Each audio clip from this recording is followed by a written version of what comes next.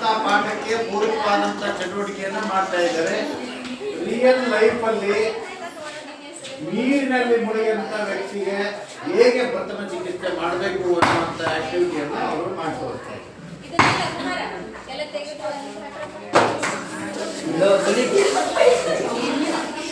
Okay, ನೀರಿನಲ್ಲಿ ಈಜಾಡಕ್ಕೆ ಹೋಗ್ತಾ ಇದ್ದಾರೆ.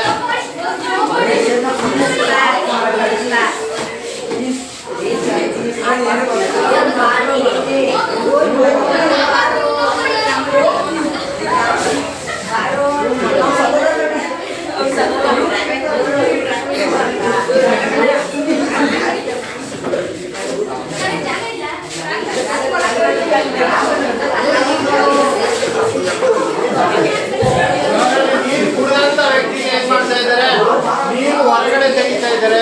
ಒಬ್ಬರೇ ಮಾಡಿ, ಎಲ್ಲರೂ ಮಾಡಕ್ ಹೋಗ್ಬೇಡಿ. ಒಬ್ಬರೇ ಮಾಡೋದು ಕಾಣಿಸ್ಬೇಕಲ್ಲ, ಎಲ್ಲ ಗಡಿಬಿಡಿ ಮಾಡ್ಕೊಬೇಡಿ.